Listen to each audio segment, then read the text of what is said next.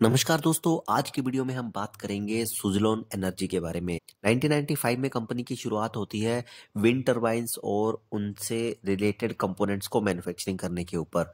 पिछले कुछ सालों से कंपनी में कोई रिटर्न नहीं मिला है, लेकिन अचानक से पिछले 1 साल का अगर हम सिर्फ डेटा उठा करके देखें तो कंपनी एकदम से ये स्टॉक भागना शुरू हो जाता है। ₹9 से लेकर के ₹25 तक अभी ये आ चुका है। 2005 में कंपनी का आईपीओ आया था ₹123 में, लेकिन तब से लेकर के आज तक इसने अपने इन्वेस्टर्स को कुछ खास फायदा नहीं पहुंचाया है। सुज़लोन ने जितने भी एसेट्स खरीदे या फिर विंड एनर्जी को लेकर के जो भी बिजनेस करना चाहा, उन सब में इसको अभी तक नुकसान ही होता आया है।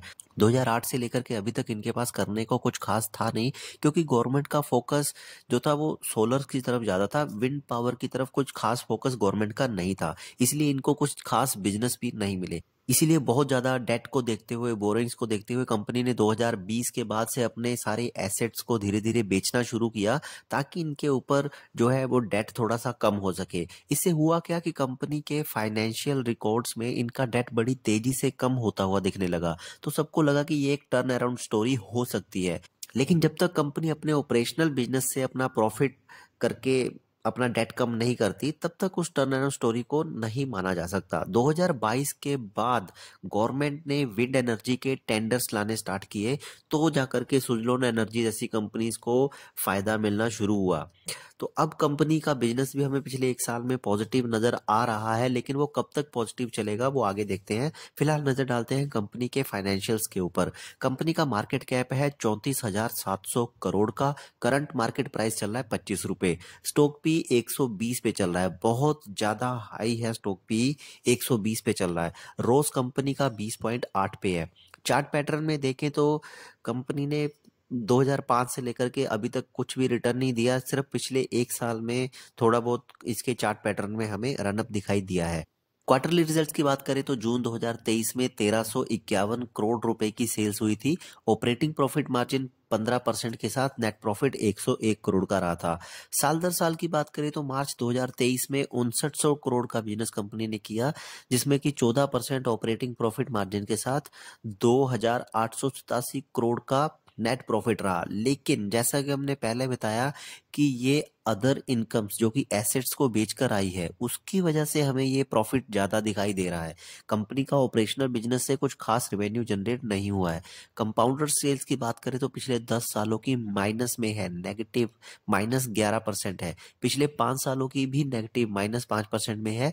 लेकिन लास्ट के 3 साल की बात करें तो इनकी सेल्स ग्रोथ हमें पॉजिटिव नजर आ रही है। बैलेंस शीट में देखें तो कंपनी के ऊपर 1355 करोड़ माइनस का रिजर्व है। रिजर्व बिल्कुल नहीं है, नेगेटिव।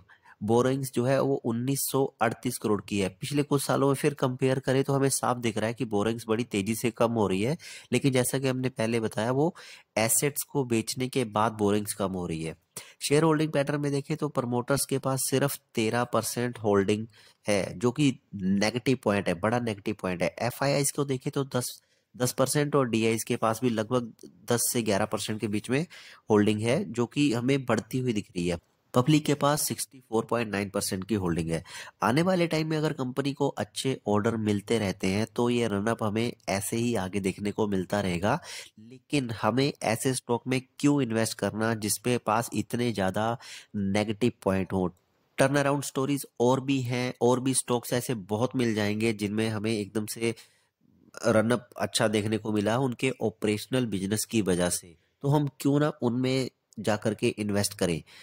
बहुत सी अच्छी कंपनियां हैं जो कि ऑलरेडी प्रॉफिट में चल रही हैं, फ्यूचर सिक्योर दिख रहा है। तो इन्वेस्ट करने से पहले ये सब चीजें हमें जरूर चेक करनी चाहिए। सिर्फ सोशल मीडिया या बिजनेस चैनल के रिकमेंडेशन के ऊपर कोई भी स्टॉक्स बिल्कुल नहीं खरीदना चाहिए। तो ये थी एक छोटी सी चर्चा सुज़लोन एनर्जी के ऊपर। मिलते हैं किसी नेक्स्ट वीडियो में किसी नए बिजनेस के साथ। Thank you.